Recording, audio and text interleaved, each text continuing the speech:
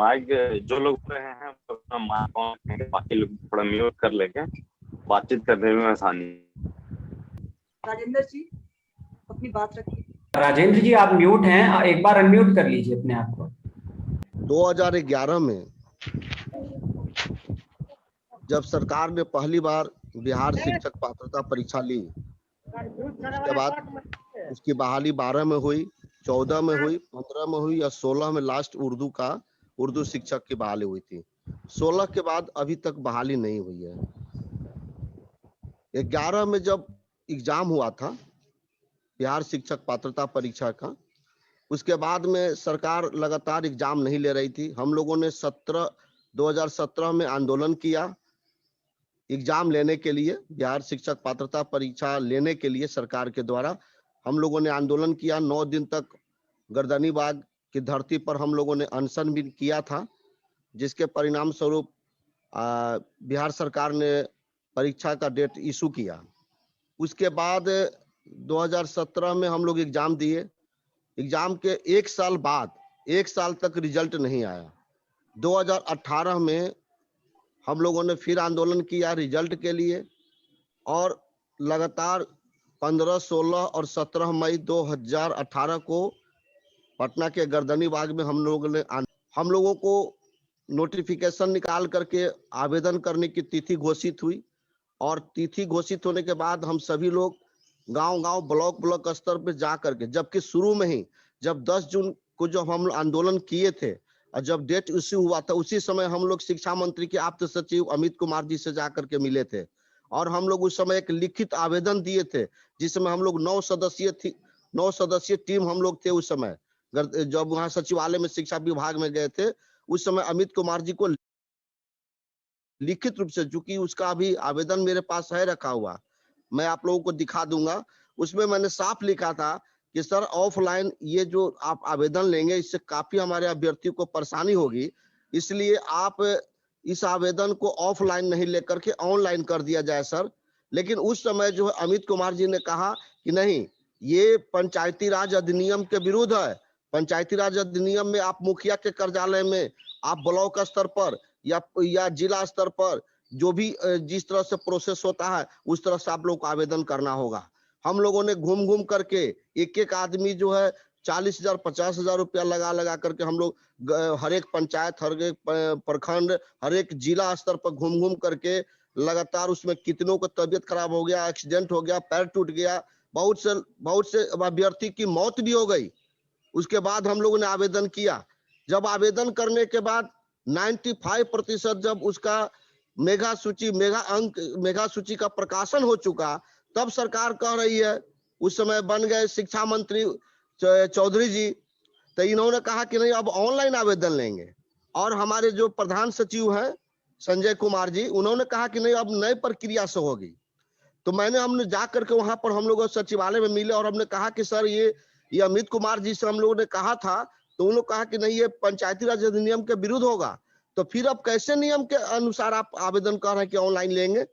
तब उन्होंने कहा कि नहीं, आवेदन हम लोग ऑनलाइन ही फिर से लेंगे।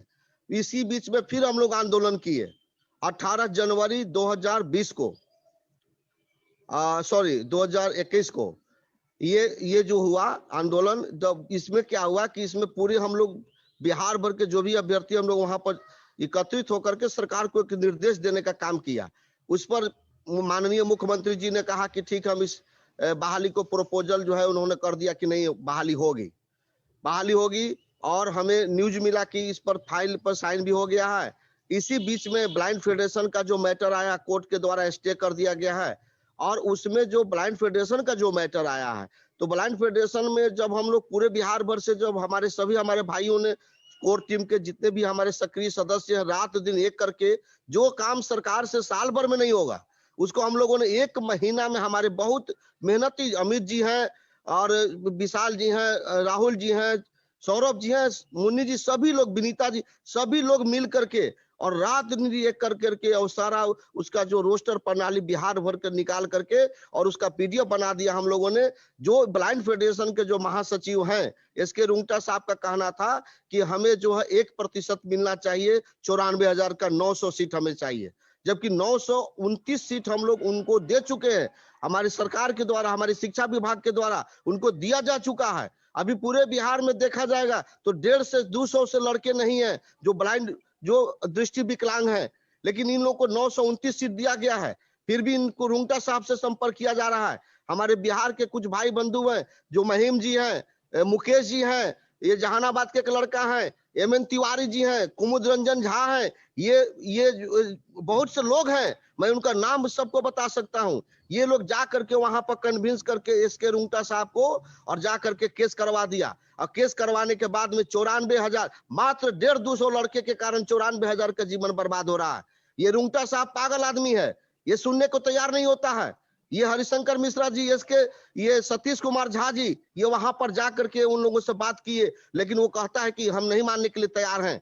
और ये हमारे बिहार के जो कर्णधार लोग हैं, जो महिम जी हैं, और ये लोग जाकर के केस कर दिए वहां पर।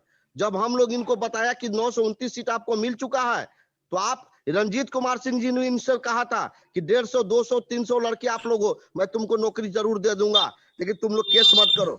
अब ये लोग केस वहां जा करके करके मामला को स्टे करा दिया। अब सरकार का मनसा साफ नहीं है। सरकार कह रही है कि हम मेंशनिंग कराएंगे नहीं। सरकार की तरफ से अभी तक कोई पहल नहीं हुआ है। ये केवल उनकी मनसा साफ है ही नहीं, वो कराना ही नहीं चाहते हैं। अब ऐसी स्थिति में हमारे भाई बंधु अपने स्तर से भी हम लोग प्रयास कर रहे हैं। हम लोग अपने स्तर से भी कुछ सोच रहे हैं कि मैं केस को जो है किस तरह मेंशनिंग हम लोग कराएं। और ये जो ब्लाइंड फेडरेशन वाले हैं बिहार के, जो विनय कुमार है, ये सुनने को तैयार नहीं है। रुंगटा साहब सुनने को तैयार नहीं है। और कुछ लोग भाई बंधु लग करके इसको मामला को फंसा दिया। तो अब ऐसे में हम लोगों सभी लोग को मिल करके इस पर विचार करना होगा क्या कि हम लोग क्या करें। हमें जहां तक जानकारी मिली है कि हम लोगों ने भी केस फाइल किया है, और केस फाइल करके और हम लोग चाह रहे हैं कि इसमें इंटरवेन करें, और इंटरवेन करने के बाद अपने स्तर से भी हम लोग मेंशन करने का प्रयास करें। लेकिन कोर्ट बंद है, आज शायद 15 तारीख से कोर्ट खुलने वाला है।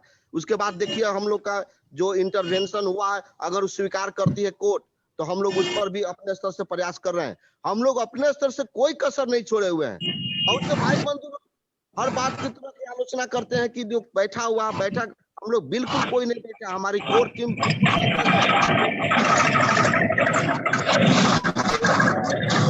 जो भी हमारे मित्र लोग, जो भी हमारे भाई हैं, चाहे मैं बार बार कहता हूँ, ये बिहार में हो रहा है क्या, कभी कभी ए स्टेट, कभी 94,000 के बीच में दीवार खड़े करने की बात होती है, कभी ब्लाइंड, कभी जो ब्लाइंड वाले को अलग कर दो, कभी उसको अलग कर दो, कभी जो है वो दिसंबर सीटेट वाले कहते हैं कि हमको अलग कर दो। अरे भाई, अब कहीं प्राथमिकता की बात होती है, कभी डीएलएड बीएड की बात करते हैं लोग, और आपस में ये दीवार खड़ा करके अभी अजुरा के रखे हुए लोग। मैं सभी भाई बंधुओं से रिक्वेस्ट कर रहा हूं, और खास तौर से जो अभी हमारे साथ जो भी शिक्षा पर जो अंकित त्यागी जी ने जो बहुत ही डिटेल बताया, मैं उस विचार से सहमत हूं। और मैं और भी जितने भी, मैं सभी लोगों का नाम नहीं जान पा रहा हूं, लेकिन मैं सभी लोगों से रिक्वेस्ट कर रहा हूं कि सर आप लोग हम लोगों को भी हेल्प कीजिए, हम लोग को सहयोग कीजिए, और हम लोग आपके साथ हैं, और हम लोग करके काम करेंगे। हम लोग बिल्कुल हर तरह से हम लोग सजग हैं, और सजग होकर के काम कर रहे हैं। और हम आपसे यही रिक्वेस्ट करेंगे कि मिलजुल करके, कोई हमारे भाई अलग नहीं है, चाहे वो डीएलएड वाले हो, बीएड वाले हो, चाहे हमारे एस्टेट वाले भाई हो, चाहे 94,000 वाले भाई हो। हम पूछते हैं कि 94,000 की बहाली होगी तभी सीटेट दिसंबर वाली की बहाली होगी, ये क्यों नहीं समझा रहे हैं। उनसे पैसा ले लेकर के आप लोग इस तरह से तमाशा बना करके रखे हुए। हमारे बहुत से भाई बंधु जो है भूखे प्यासे, इस जो कोरोना काल में, एक मेरा भाई जो था, वो ये रोहतास जिला का बेचारा, इतना अच्छा लड़का थे वो, उनकी जो मौत हो गई। हमारे बहुत भाई बंधुओं का मौत हो गया। क्यों? ये जो हमारी बेरोजगारी के कारण हमारे जो बिहार में जो स्थिति है, नीतीश कुमार जी कान में तेल डाल करके सोए हुए, उनको कोई मतलब नहीं है। उनको कोई मर रहा है, जी रहा है, उनको कोई मतलब नहीं है। ये सब अपने अपने जिद पर अड़े हुए। हम जब करेंगे तो हम उसी समय करेंगे जब हमारी इच्छा होगी। ये कौन सा ये मुख्यमंत्री जी हैं क्या 94,000 भाइयों के दुख दर्द को उनको दिखाई नहीं दे रहा है? ये अभी हमारे सामने स्क्रीन पर। राजेंद्र सर, आपकी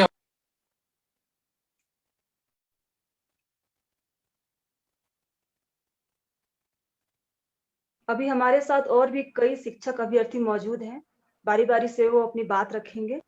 सबसे पहले मुन्नी शुक्ला, आप अपनी बात रखें। साथियों, एक तो समय का थोड़ा ध्यान रखें। जो हमारी समय सीमा हो, 2 मिनट में हम अपनी बात खत्म करते हैं, ताकि सभी साथियों का नंबर आ जाए। उसके बाद हमारा आगे क्या रणनीति होगी, क्या प्लान होगा, वो भी हम डिस्कस करेंगे।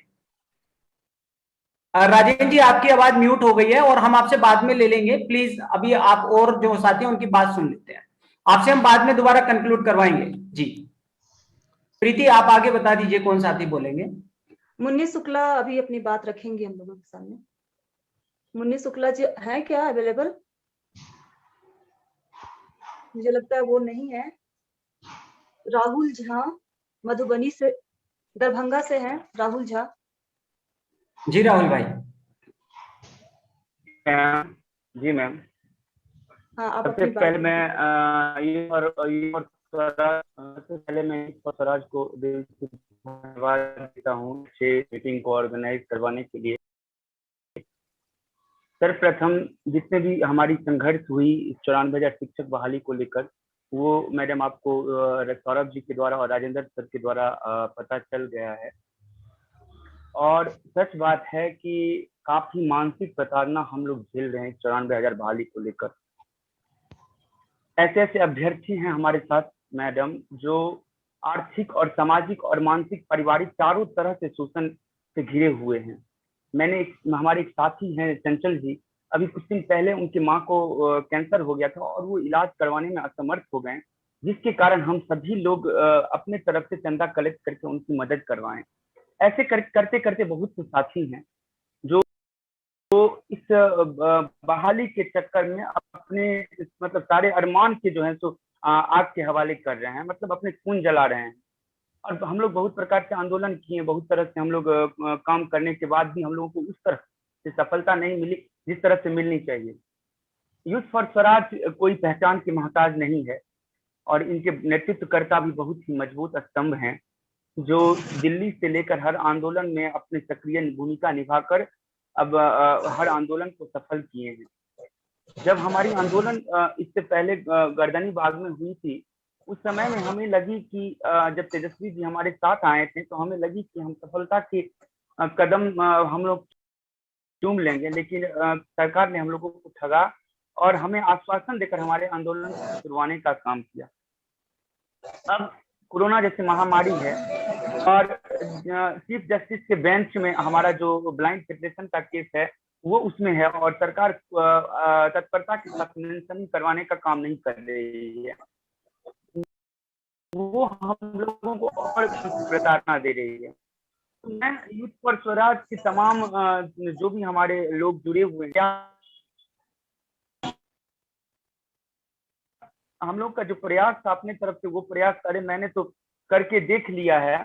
अब मैं हम लोग आप लोगों के साथ हैं, हम लोगों का आप लोग नेतृत्व कीजिए और क्या हमारे लिए बेहतर होगा और कैसे हमारे इस ब्लाइंड फेडरेशन के केस से हम लोग को कैसे छुटकारा मिलेगी और हम लोग आगे क्या करें, उसके लिए हमें आप लोगों का दिशा निर्देश भी चाहिए, ताकि हम लोग इस कोरोना जैसे महामारी को देखते हुए हम लोग अपने जो हमारे जो लक्ष्य है, एक बेहतर शिक्षक बनकर एक बेहतर समाज के निर्माण करने का, उस ओर हम लोग अग्रसर हो और अपने मानसिक आर्थिक सामाजिक पारिवारिक शोषण से भी हम लोग मुक्ति पा सकें। और मैं फिर से एक बार धन्यवाद करना चाहता हूँ, कुछ हम लोगों को दिशा निर्देश देने का काम करें। मैं ज्यादा बात नहीं कहना चाहूंगा क्योंकि और साथी हमारे जुड़े हुए हैं। अपनी बात को मैं यहीं पर विराम देता हूँ। फिर से दिल से धन्यवाद यूथ फॉर स्वराज का। जी बहुत बहुत धन्यवाद सतीश कुमार जी। कृष्ण कुमार नालंदा से हमारे साथ जुड़े हुए हैं, वो अपनी बात हम सबके सामने रखेंगे।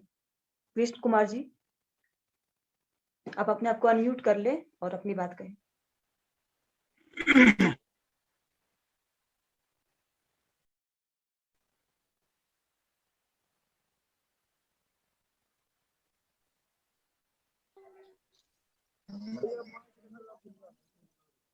कृष्ण कुमार जी, आपकी आवाज नहीं आ रही है, आपका ऑडियो कनेक्ट नहीं है तो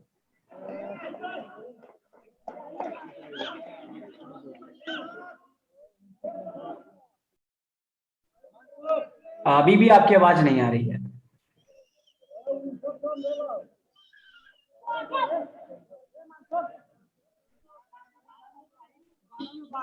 प्रीति आगे साथी को देख लेते हैं, हाँ। कृष्ण जी से बाद में हम ले लेंगे। बाद में हम बात कर लेंगे कृष्ण कुमार जी से। विनीता जी हैं पटना से, अगर वो है इस मीटिंग में तो अपनी बात रखें।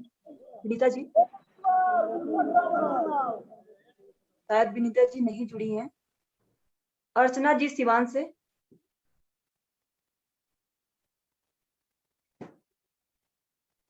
अर्चना जी जुड़ी हुई थी। अर्चना जी प्लीज अपनी बात रखिए अगर आप किसी दूसरे नाम से हैं तो।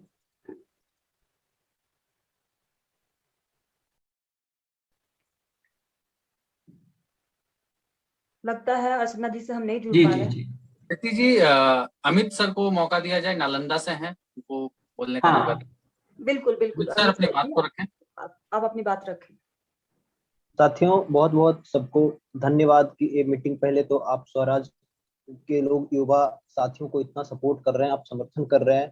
शुरू से ही आपका ये काम रहा है कि आप युवाओं को आगे बढ़ाने का, उनको एक दिशा दिखाते हैं और इसके लिए पूरा देश आपको जानता है। और हम इंडिया को मैं यही कहना चाहूंगा कि आप यदि हमारे सभी साथियों का सहयोग करने के लिए आगे आए हैं तो एक काम जो है वो बहुत ही महत्वपूर्ण है। वो काम है, अभी तक इस बहाली पे बहुत सारे केस किया गया और हमारे कोर टीम के जो सभी सदस्य हैं उन्होंने मिलजुल के सभी केस को अभी तक खारिज करवा दिया है। सिर्फ एक केस है दिव्यांग वाला। उस दिव्यांग वाला केस से हम लोग यदि कोर्ट से लड़ेंगे तो मुझे लगता है कि ये बहुत दिन तक चलेगी और सरकार सिर्फ एक ही बहाना बनाती है कि केस है, अभी हम कुछ नहीं कर सकते हैं, केस जब निपट जाएगा तब हम आगे की प्रक्रिया बढ़ाएंगे।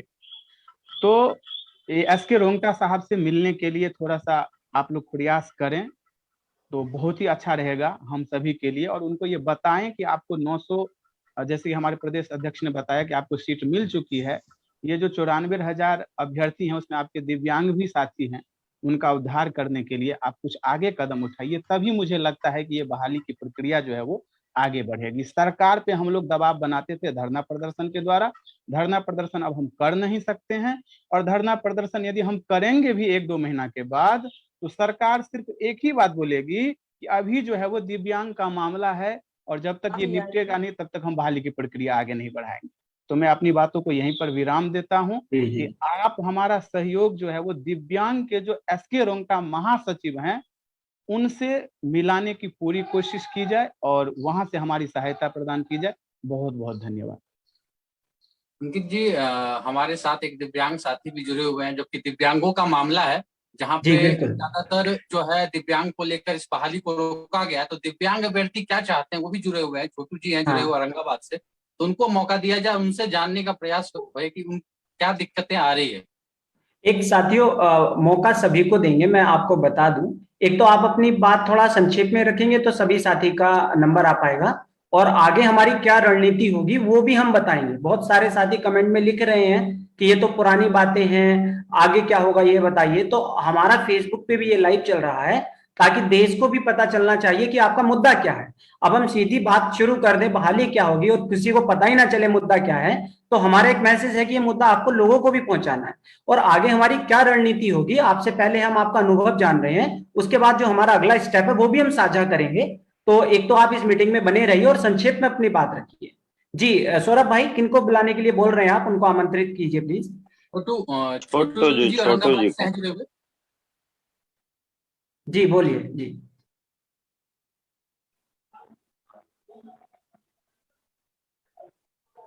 छोटू जी, अगर आवाज मेरी जा रही है तो अपनी बात को रखें। लगता है अंकित जी वो डिस्कनेक्ट हो गए हैं। तो छोटे प्रीति आप आगे देख लीजिए कौन साथी है जो बोलना है। अर्जुन सिंह जुड़े हुए हैं, अंकित जी कैमूर से जुड़े हुए हैं। अच्छा, उनको बुलाया जाए। बिल्कुल अर्जुन भाई प्लीज बात रखिए अपनी, आप अनुभव साझा कीजिए जी। आपका माइक अनम्यूट किया जाए माइक को। साइड में ऑप्शन आ रहा है माइक को अनम्यूट करने का, उसको आप अनम्यूट कर लें। हाँ, आप क्या बताइए। सभी साथियों को मेरा नमस्कार है, और मैं 2 शब्दों में ही अपनी वाणी को खत्म करूंगा। मेरा कहने का मतलब ये है कि आगे अब क्या करना है यूथ फॉर युवराज अगर हम लोग के साथ अगर दे रहे हैं तो बहुत अच्छी बात है। और अपने इधर से करने का मतलब जो भी सपोर्ट होगा किया जाएगा। आगे इस मामला को कैसे निपटाया जाए इस पे विचार आप लोग करें। जी धन्यवाद। प्रीति आगे किसका नेम है प्लीज आप बताएं थोड़ा। कृष्ण कुमार नालंदा से अपनी बात रखना चाहते थे, अभी वो अपनी बात रख सकते हैं। कृष्ण कुमार जी। बिल्कुल।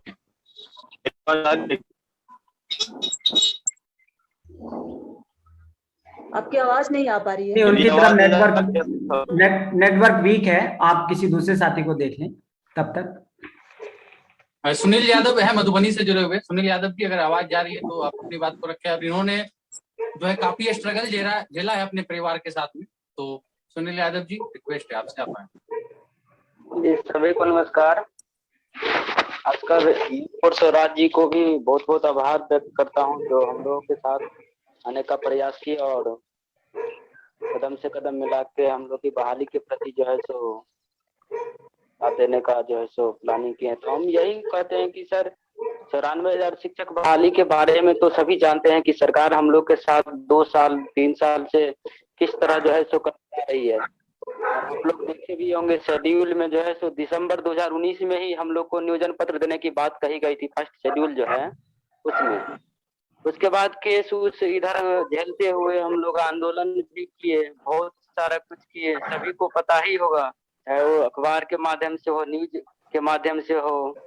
इतना करने के बावजूद भी सरकार अभी तक जो है सो हम लोग की बहाली के प्रति थोड़ी भी सजग नहीं दिख रही है। तो बस यूथ फॉर स्वराज को से हम शिक्षक अभ्यर्थी का यही निवेदन है कि ये जो केस एक मामला लास्ट में बच गया है जो दिव्यांग अभ्यर्थी का है, उसमें जो है सो किसी तरह से हस्तक्षेप करके उसमें जैसे जो हो उसको जल्द से जल्द निपटाया जा सके, ताकि ये जो सरकार की एक बहाना बन गई है कि अब हम कुछ नहीं करेंगे, अभी दिव्यांग अभ्यर्थी का मामला है, ये है वो है, जो उनका एक बहाना ना बने। हम लोग थोड़ा प्रेशर बना के बहाली को जल्द से जल्द करवा लें।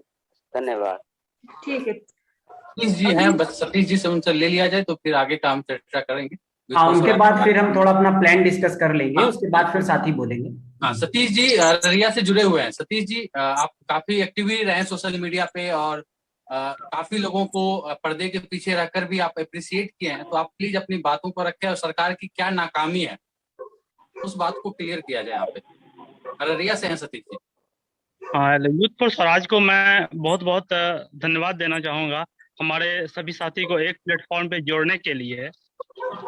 सारी कहानियां तो इस बहाली प्रक्रिया की लगभग जान ही गए होंगे आप लोग, और 2019 से सबको ये कहानियां पता ही चल रही है।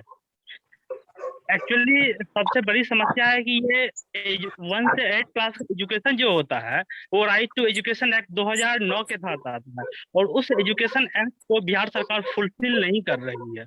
और आज बिहार में आप लोग सुने होंगे या जानते होंगे कि पंचायती राज नियम, पंचायत चुनाव नहीं हो, कोरोना के कारण पंचायत चुनाव बिहार में नहीं हो पाया, तो सरकार ने क्या की, पंचायती राज अधिनियम एक्ट 2006 में संशोधन कर दी और उसकी पंचायती राज चुनाव नहीं होने के कारण काम आगे बढ़ रहा है। बट शिक्षक बहाली राइट टू एजुकेशन एक्ट 2009 का फुलफिल नहीं हो रहा, तो उसके लिए सरकार के पास वैकल्पिक व्यवस्था नहीं है। और कोर्ट भी इसमें बहुत बेहतरीन रोल अदा नहीं कर रही है। कोर्ट हमेशा सरकार जैसा मोड़ना चाहती है, जैसा करना चाहती है, कोर्ट वैसा सरकार के पक्ष में डिसीजन दे देती है। और इसीलिए मैं चाहूंगा कि यूथ समाज हमारा समर्थन करे, सपोर्ट करे इस मुद्दे पे। और राइट टू एजुकेशन एक्ट के तहत कि बच्चे मौलिक अधिकार का हनन कर रहे हैं। 1 से 8 का एजुकेशन बच्चे का मौलिक अधिकार है, और यदि स्कूल में टीचर ही नहीं रहेंगे तो बच्चे का मौलिक अधिकार का हनन करता है। और मौलिक अधिकार का हनन करने का सरकार को किसने अधिकार दिया, ये कोर्ट से पूछा जाए। इस सत्तारूढ़ पार्टी को किसने मौलिक अधिकार को हनन करने का अधिकार दे दिया? और हमारी उस चीज को घसीटते हुए हमारी बाहरी प्रक्रिया को कोर्ट के द्वारा शुरू करवाया जाए, क्योंकि ये अंतिम रास्ता है कोर्ट का। क्योंकि हमें सरकार और ब्यूरोक्रेसी से तो कोई समर्थन की उम्मीद नहीं है। सरकार, बिहार की सरकार या भारत की सरकार और ब्यूरोक्रेसी, बिहार और भारत के ब्यूरोक्रेसी कोई मदद नहीं करेगी हमें। और सबको पता है इंडिया में सबसे अधिक ब्यूरोक्रेसी जो है बिहार को ही मिलता है, और फिर भी बिहार में लगभग 60% ब्यूरोक्रेसी बिहार के ही है, और वो बिहार के ब्यूरोक्रेट बिहार के बच्चे के भविष्य को बर्बाद कर रहे हैं। मैं चाहूंगा हमारा धन्यवाद। तो साथियों, हमारा आगे का प्रोग्राम क्या है? आगे का हम जब प्लान डिस्कस करें उनमें थोड़ा सा रखना। जी सौरभ भाई, बात को दोबारा बोल दीजिए प्लीज। आगे का प्लान डिस्कस करें। यहाँ पे सबसे जो ज्यादा दिक्कत क्या हो रहा है कि जो बेरोजगारी का आलम ये हुआ, जहाँ पे हमने लगभग 5 से 7 साथियों को इस कोरोना काल में हमने खो दिया। तो ये सबसे बड़ा जो फैक्ट रहा, इस फैक्ट में ये रहा कि वो इलाज के लिए पैसे नहीं जुटा पाए।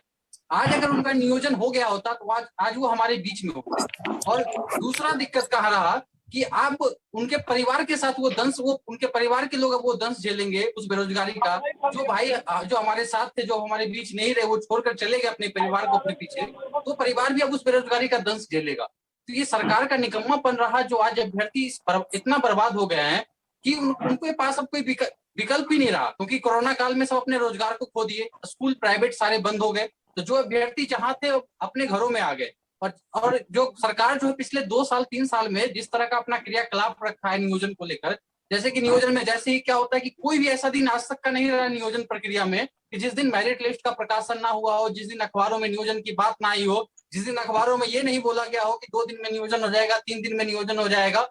अखबारों में, मीडिया में, सब जगह सरकारों की बात चलती थी कि अगले महीने नियोजन हो जाएगा, स्कूलों में 94,000 भर्ती होगी। वोट लिया गया 94,000 शिक्षक के नाम पर कि 94,000 शिक्षकों का नियोजन करेंगे, हमको आप वोट दीजिए। सब कुछ किया सरकार ने, नियोजन करवाने के लिए सरकार ने तमाम वादे किए, लेकिन उस वादों का बंटाधार कर दिया चुनाव खत्म होते ही। इस प्रक्रिया को इस तरह स्थगित करके ठंडे बस्ते में डाल दिया कि जैसे अब इस प्रक्रिया को पूरा करना ही नहीं हो।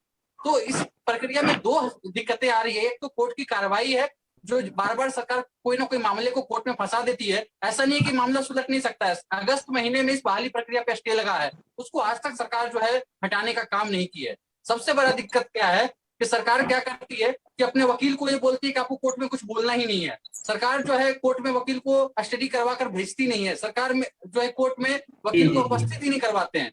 और उसके बाद जो है वहां से फिर नेक्स्ट डेट मिलता है। नेक्स्ट डेट 2 महीने 3 महीने का होता है। इतने दिन तक अभ्यर्थी तनावग्रस्त रहते हैं। अभ्यर्थी तनाव में सोशल मीडिया पर लगातार सरकार से गुहार लगा रहे हैं कि 94,000 शिक्षक नियोजन पूरा कीजिए। सर आप खुद सोचिए कि इस नियोजन को कंप्लीट करवाने के लिए जहां पे लाखों अभ्यर्थी ट्विटर पे गुहार लगा रहे हो और लाखों अभ्यर्थी परेशान हो, उनके बीच में से, हमारे बीच में से साथी जो अपने जिंदगी खो रहे हैं, और वैसे में सरकार चैन की नींद सो रही है और ये बोलती है कि अभ्यर्थी जो है वो आंदोलनकारी है, अभ्यर्थी पत्थरबाज हैं, हमें घोषित कर दिया जाता है। ये बताइए कि अगर आप सरकार हैं, आपका अगर चुनाव अगर आपका कंप्लीट होके आपके चुनाव के परिणाम को अगले 5 साल तक टाल दिया जाए तो आप क्या करेंगे? अगर आप IAS IPS नियुक्त होते हैं जो आज बहाली प्रक्रिया को संगीन रूप से नहीं लेते हैं, अगर आपके जो UPSC की परीक्षा को अगले 4 साल तक टाल दिया जाए, परीक्षा आने के बाद परिणाम में 5 साल लगे और परिणाम आने के बाद आपके नियुक्ति में 10 साल लगे, तो आप क्या कीजिएगा? वही हाल अगर सरकार के नेताओं का अगर वेतन रोक दिया जाए तो आप क्या कीजिएगा? तो इन सब बातों को सरकार नहीं समझती कि अभ्यर्थी किस तरह परेशान है। तो अंकित जी, मैं चाहूंगा कि यूथ फॉर स्वराज हमें किस तरह सहयोग कर रहा है, हम अभ्यर्थियों को बताया जाए। ठीक है, थैंक यू। साथियों, अब हम थोड़ा अपना प्लान डिस्कस कर लेते हैं, हमने क्या सोचा है। वैसे तो हमारे 4-5 स्टेप होंगे। ऐसा नहीं है कि हम आज आपको सिर्फ एक ही प्लान बताएंगे और आगे हमारी कोई रणनीति नहीं होगी।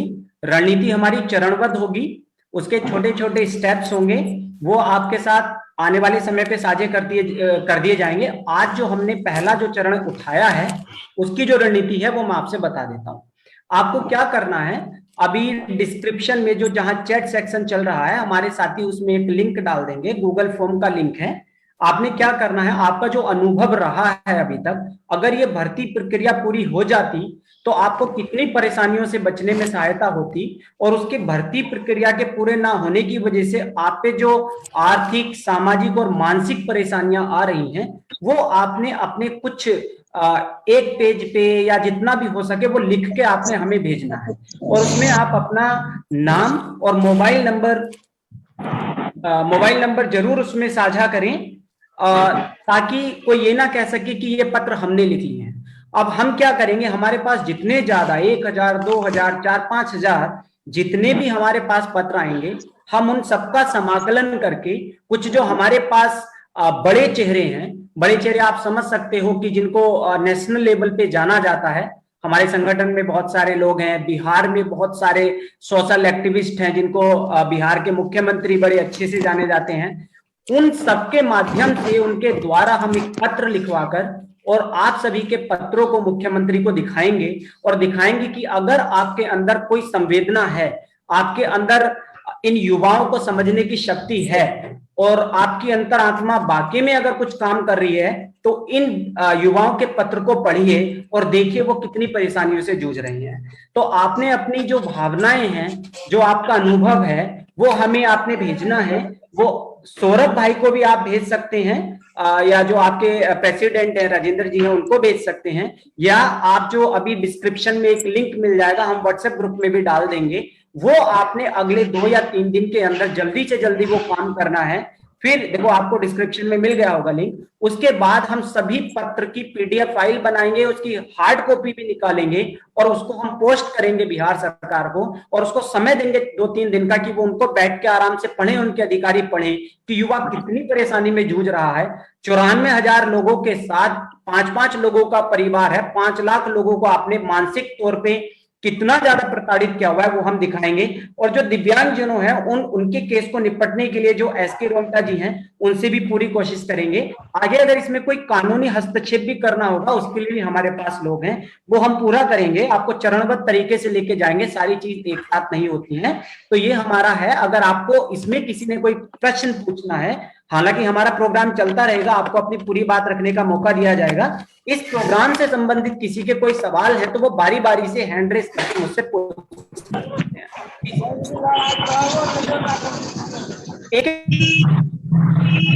एक करके बोलेंगे तो ज्यादा ठीक रहेगा साथियों। आप कमेंट बॉक्स में भी लिख सकते हैं, वो हम सारा पढ़ रहे हैं, और आप एक एक करके अपने हैंड रेज करें और फिर मैं उनको बुला लूंगा और आप अपना बात बताएं इनसे संबंधित, अगर आप किसी के अभी कोई सवाल होंगे तो। जी सर, हम बोलना चाहते हैं इससे संबंधित एक प्रश्न है। आपने कहा कि जी रोंगटा साहब से मिलेंगे, बस छोटा सा प्रश्न है कि रोंगटा साहब का जो समस्या है उनका अपने दिव्यांग भाइयों को लेकर के, उसका बस सॉल्यूशन हम लोग निकाल चुके हैं कि उनको जितना सीट चाहिए सफिशिएंट जो होना चाहिए उनके कोटे का, उससे कहीं ज्यादा ही सीट बिहार सरकार उनको दे चुकी है। लेकिन उनके मन में एक शक है कि इसको इम्प्लीमेंट कैसे करवाया जाएगा, लागू कैसे होगा। अमित भाई, वो जो है वो हमारा वो विषय रहेगा, पहले हम आपसे चर्चा करेंगे, उनसे चर्चा करेंगे, वो हम डिस्कस कर लेंगे। अभी तो ये पत्र लिखने वाला है, इससे संबंधित कोई सवाल पूछिए, वो ठीक है, वो अलग विषय रहेगा, वो हम बाद में चर्चा करेंगे फोन पे। जी हाँ सर, मेरा एक सवाल है जी कि इसमें मतलब अधिकारी सब भी है, ये सब भी सब मन से नहीं काम कर रहे हैं। जी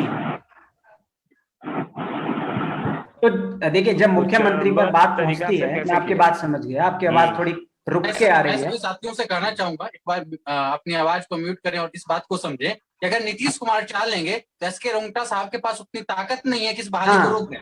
बिल्कुल सौरभ भाई रहेगा तो ना कोई एसके रोंगटा रोकेंगे, ना कोई कोर्ट की कार्यवाही रोक पाएगी। जब नीतीश कुमार चाह लेते हैं तो कोरोना काल में कुछ भी कर लेते हैं, कोई भी एक्शन ले लेते हैं। तो यहाँ पे आप एसके रोंगटा कुछ नहीं है। आप जब हम दे दिए, आपको 1% रिक्ति चाहिए, आपको 1% रिक्ति दे दिए, तो एसके रोंगटा रोकने वाले कौन होते हैं? सरकार की नाकामी है जो आज कोर्ट में जाकर कार्रवाई नहीं करवा रही है, कोर्ट में अपने वकील को नहीं भेजते, एजी साहब को प्रेजेंट नहीं करवाते हैं। ये सरकार पे प्रेशर बनाने का काम है। एसके रोंगटा साहब इसमें कुछ नहीं करेंगे। वैसे बहुत सारे संगठन है, आज एसके रोंगटा के सामने हम गिड़गिड़ाएंगे, रोएंगे, कल कोई और रोंगटा साहब आ जाएंगे, उनके सामने हम गिड़गिड़ाना पड़ेगा। तो इससे बेहतर है ना कि जो हमारे पास है, जो हमारे पास रिसोर्स है, उनका उपयोग किया जाए। तो इस बात को आप लोग समझ जाएं, अधिकारी वही करते हैं जो साहब बोलेंगे ऊपर से नीतीश कुमार, तो आप लोगों को समझना चाहिए। जी सौरभ भाई, कुछ साथियों के प्रश्न है, वो प्रश्न ले लेते हैं। काफी साथी कुछ पूछना चाहते हैं। विपिन भारती जी हैं। मैं सर एक सवाल चाहूंगा कि हम लोगों का जो मुख्य चेहरा है आपके संगठन का, उन मुख्य चेहरों से हम लोग को अवगत करवा देते तो हम लोग के पास ज्यादा अवसर रहता कि हम लोग उतनी खुशी से काम कर पाते। जी हाँ सौरभ भाई, आप दोबारा बताइए क्या बोल रहे थे।